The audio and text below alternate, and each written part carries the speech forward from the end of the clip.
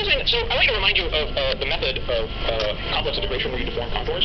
So the thing that you need to remember is that if you ever have a function which is an analytic function, okay, meaning that you can regard it as a function of complex k, for example, then you can always deform, then the integral over some curve in the complex k plane can be deformed any way you like. So all you can imagine doing is taking this contour and pushing it up like that. Okay. So this is hopefully, so for example, if you remember Cauchy's residue theorem, this says that the integral of a contour around some curve is just the sum of the poles inside the curve, some of the residues of the poles inside the curve. This is exactly what we're doing here. We're just imagining deforming the contour in the complex plane. And the only subtlety we have is that we actually don't have an analytic function. We have something that's analytic except it has a branch cut. What does it mean that it has a branch cut? It means that when you take, the square root function has a branch cut in the sense that it has two possible values, either a plus sign or a minus sign. And, we need to take that into account when we perform this integral. So is this method of deforming contours familiar to most of you? If it's not, this is the only time I believe in this course that I'm going to use it. So don't worry about it too much. And the important point is that this is a positive definite quantity. In fact, one can do that integral. I think it's some Bessel function, something like that. But I don't care about the exact value of the function. I just care that it's non-zero. And it's important to go back and remind ourselves of why it was non-zero. Why was it non-zero? It's because of that square root. Okay. And why was there a square root present? The square root was present because h was the square root of m squared plus b squared. It's the fact that you have that square root appearing in the theory of, in the formula for energy and special relativity that's leading to this problem. Okay. So what does that mean? It means that in a theory of relativistic quantum mechanics, where we just have the single particle Hilbert space, there is a small but non-zero probability that a particle can travel faster than the speed of light. In particular, remember we're considering the case where r is bigger than t, meaning that we're considering the amplitude for a particle to get from one point to another, where the only way you can get from those 2 points, between those 2 points, was traveling faster than the speed of light. And as hopefully you remember from your class on special relativity, traveling faster than the speed of light is the same as going backwards in time. In particular, a process that to one inertial observer looks like it is describing something going faster than the speed of light would look to a different observer moving at a different relative velocity like the particle is going backwards in time. So any theory, any relativistic theory where it's possible to travel faster than light, it's also possible to go backwards in time. So in particular, there is no notion of causality in this theory. It's possible to go back in time and kill your grandmother. Or maybe it's the grandmother paradox or grandmother paradox. I forget whether you're supposed to kill your grandmother or your grandfather. Okay. It's one of these arguments that any theory where you can go backwards in time is inconsistent. So the question then is, how can we avoid this? Maybe I should pause and see if there are any questions on the argument that I gave previously. It's not good to go back in time and kill your grandmother. I strongly frown upon it. So the question then is, how can we avoid this? So before diving into any details of how we would construct a theory where particles can be created or destroyed, let me just run through a bit of dimensional analysis. So let me remind you that in practice, we never localize particles exactly. So, for example, if you want to ask whether a particle has traveled from one point to another, and you want to ask whether it's possible for a particle to travel between one point and another point which is space-like separated from it, then you need to perform some experiment where you're localizing the particles. And if you localize particles on the distance scale L, then that means that they have an uncertainty in their momentum greater than 1 over L. Remember, we're using units where h bar is equal to 1. And in particular, they have an uncertainty in their energy, which is greater than 1 over L as well.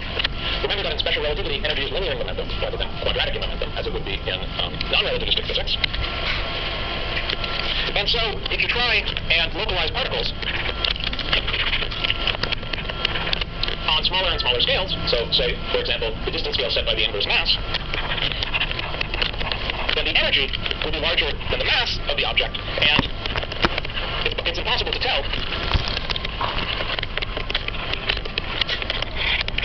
if you have one or many particles. In particular, just as it's impossible to determine exactly the position, the momentum, or the energy of a particle, it's also impossible to determine exactly whether you have one or many particles. Okay? And the way that we can diagnose that is looking at the variation in the energy, the variance in the energy operator, Hamiltonian. And if the variance in the Hamiltonian is larger than, then it's possible to decide whether you have one or many particles. So in particular, you can see that if you try and localize particles exactly, to actually perform an experiment where you diagnose whether particles travel faster than the speed of light, you can never tell whether you're actually studying one or many particles. And the very notion of what it means to have a single particle as opposed to many particles is one that you would have to consider very, very precisely. And then that's exactly what we're going to do. Okay? So this leads us naturally to the question, is how do we construct a theory of multiparticles allowing for variable numbers of particles, so processes that change the number of particles, and in particular allowing for the creation and destruction of particles. I should actually mention as an aside that although I'm introducing the subject of particle creation and destruction in the context of relativistic quantum mechanics, it's also a theory that has many other applications. So for example, in materials physics and kinetic matter physics, this is something that we consider all the time. So the low energy excitations of some material can be described effectively as particles. Okay, we actually saw that when we developed the Debye model. When you guys developed the Debye model of solids in one of your problems, you saw that there were phonons, which are these particle-like excitations of materials. And indeed, it's frequently the case that the low temperature behavior of all sorts of materials are described precisely in terms of the sorts of multiparticle Hilbert spaces that we're now going to construct. So our goal then is to construct a Hilbert space which includes not just the single particle states labeled by a momentum k, but all sorts of other states as well, where you can have an arbitrary number of particles. So the way that I'm going to do this is I'm just going to first define for you the Hilbert space and write down for you the natural Hamiltonian, and then we'll try and understand what the natural operators and observables are for that Hilbert space, which will give us a nice physical interpretation for our theory of particles. So if you're going to have a Hilbert space which has particles that can, with a number of particles that can vary, then the first thing you want is you want to state in your Hilbert space where there are no particles. And then we also want a part of our Hilbert space where you have one particle. So these would be the usual one particle states that we were considering earlier that would be labeled by their momentum k. But we would also like to have two particle states, which would be labeled by a pair of momenta k1 and k2 of our two particles. And I would like to describe a theory where our particles are indistinguishable, so that the state is the same if you switch k1 and k2. And so on and so forth. We would have 3 particle states specified by 3 momenta, 4 particle states by 4 momenta, and so on and so forth. And the simplest way that we could imagine constructing such a Hilbert space would be just Hilbert space, call it H0. And the Hilbert space spanned by our 1 particle states. Okay, that's the usual Hilbert space that we always consider in quantum mechanics of a particle in 3 dimensions. And then we would like to add to that the Hilbert space H2 of 2 particle states, and so on and so forth. And our total Hilbert space will just be the direct sum of these guys. What does that mean? It's the Hilbert space spanned by the set of all basis vectors, where you specify first the number of particles, and then you specify the momenta of each one of those particles.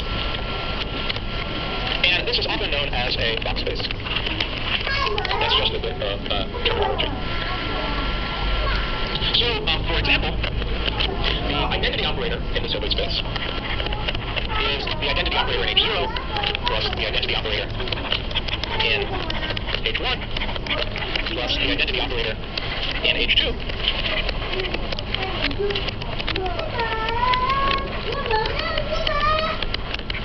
plus so on and so forth. The only subtlety being that we need to include a factor of 1 over 2 here to account for the fact that when you integrate dk1 and dk2, you're actually overcounting because you have that symmetry that interchanges k1 and k2, so I've included a factor of 2 there to account for that. And that is actually not just a factor of 2, but it's a factor of 2 factorial, also known as 2. But I write that factorial symbol there because it makes it clear that when you write down the dot dot dot terms, you'll have a 1 over 3 factorial, 1 over 4 factorial, and so on and so forth. Okay. So in order to parameterize this Hilbert space a little bit more efficiently, I'd like to come up with a new way of labeling our basis states. In particular, I'd like to label each basis state by a function that I'll call n of k, where n of k is the number of particles with momentum k. And I'll normalize it to have a delta function, so that, for example, the state k1, the state where you have a single particle with momentum k1, is described by the function n of k, which is a delta function, k minus k1. I suppose I should write that as a 3-dimensional delta function. The state with 2 particles with momenta k1 and k2 is given by the function n of k, which is the sum of 2 delta functions. 1 at k is equal to k1, and 1 at k is equal to k2, and so on and so forth. So a basis state is then, so a generic basis state is then labeled by a function n of k.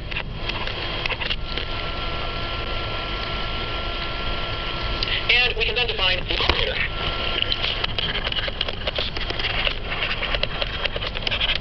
Capital N, which measures the number of particles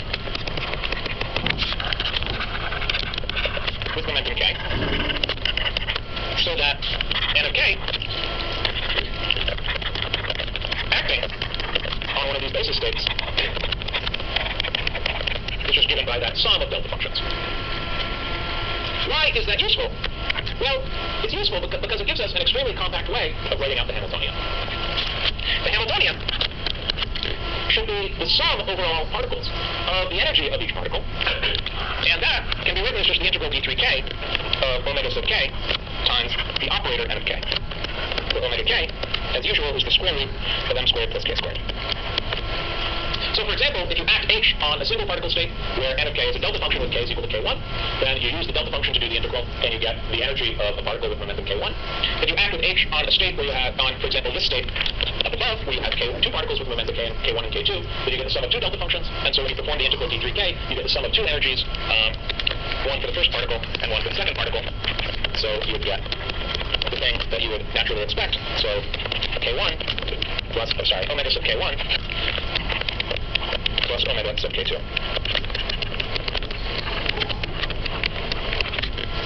Okay. Everything clear so far? Okay. So, I've used the symbol capital N with a bit of forethought, with malice of forethought, because we're going to be interested in studying theories where it's possible to create and destroy particles. And so that means that we want to define an operator. I'll call it A sub k dagger, that creates a particle with momentum k.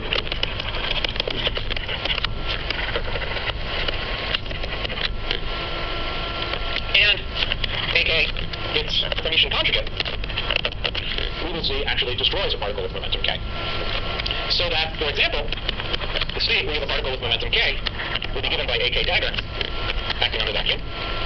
The state where you have two particles with momentum k1 and k2 is given by a pair of these creation operators, AK dagger, acting on the vacuum, and so on and so forth. And the statement that our particles are symmetric is the statement that these two creation operators with different momenta will commute with one another.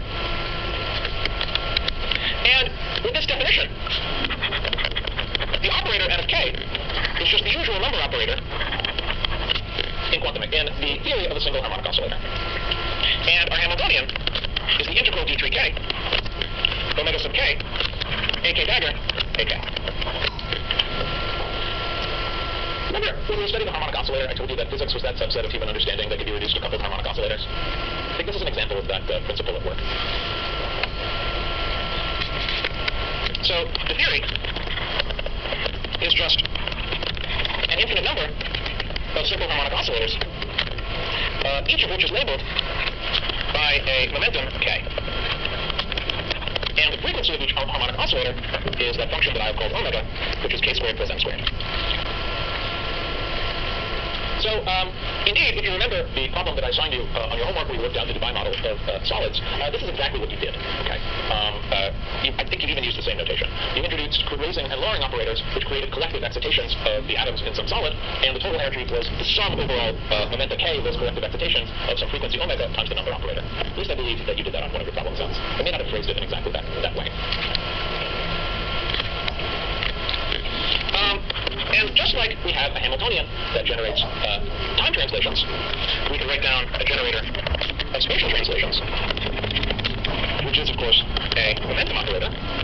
And that's just the integral d3k of the vector k times ak dagger ak. So what does that do? Well, if you have a particle with momentum k and you act on it with p, you just get k. If you have a two-particle state with momentum k1, k2, you get k1 plus k2, and so on and so forth. So that, for example, p acting on the state k1, k2 is equal to k1 plus k2, the total momentum of the state, times the state, and so on and so forth. So, I have now written down for you a Hilbert space and a Hamiltonian. So I've completely defined the theory for you. So, I should tell you its name. In fact, this theory is a very famous one. It's known as a free scalar quantum field theory.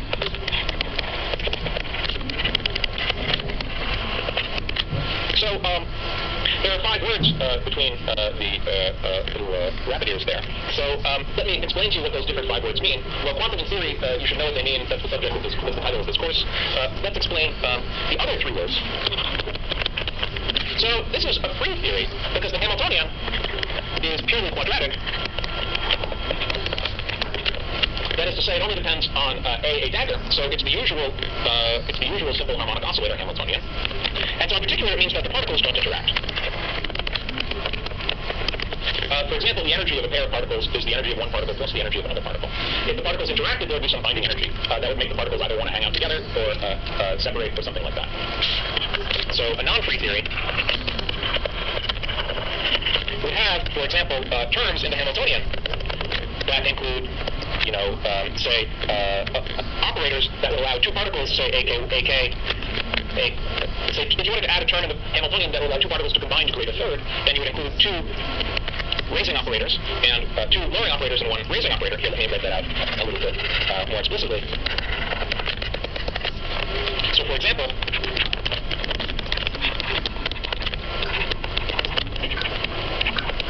if you wanted to include a term in the Hamiltonian that would allow 2 particles to combine to create a third, then you have to include some term in the Hamiltonian like this, which includes 2 lowering operators and 1 raising operator.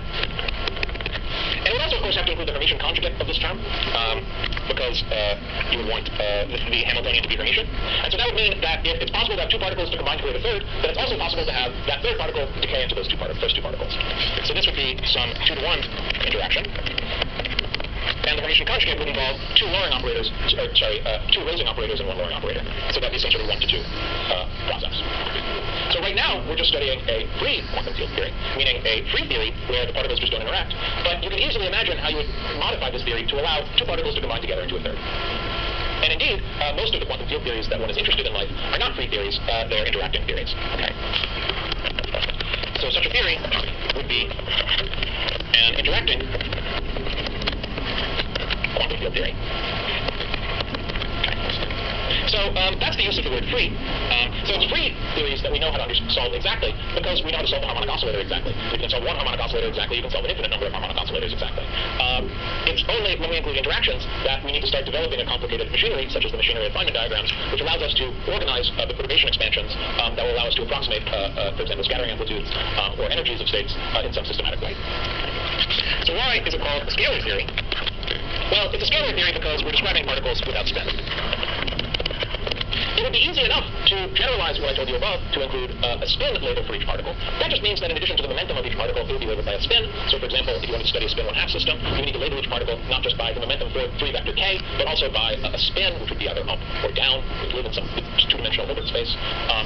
And indeed, we're going to describe later on in this course the theory of particles with spin in relativistic quantum mechanics. It just remains for me to describe what is meant by the word field here, and why what I have described here is regarded as a field theory. So that's what I'm going to do now. That's a discussion that I probably won't be able to finish this class. So let me just pause and see if there are any questions. No questions? Yes? We use momentum eigenstates because they commute with the Hamiltonian. Okay. This is a free Hamiltonian. So just like in non-relativistic quantum mechanics, the Hamiltonian is just a function of the momentum. So that means that momentum eigenstates are eigenstates of the Hamiltonian. In this theory that we're considering here, momentum eigenstates are eigenstates of the Hamiltonian. Okay. If you wanted to consider a more complicated interacting theory, then momentum eigenstates, then the eigenstates of the Hamiltonian would be much more difficult to write down. And indeed, for a generic interacting theory, the construction of the Hilbert space is much more subtle. And indeed, we have entire courses devoted to the subject. So that's not something, in interacting field theory, that's not something that I'm really going to try and tackle in this course. I think that I'm not even going to talk about any interactions in our discussion of relativistic quantum mechanics. Except for those things that we might be able to say based on the symmetries of the system. So for example, you can already just see, based on the construction, the hermiticity of the Hamiltonian, that is to say the conservation of probabilities, requires you to say that if it's possible for 2 particles to combine into 1 particle, it also has to be possible for the reverse process, 1 particle to go into those other 2 particles. That just follows from the hermiticity of the Hamiltonian. There's another question? Maybe? Maybe I answered it. Any other questions? Okay. So why is this a field theory? To see why this is a field theory,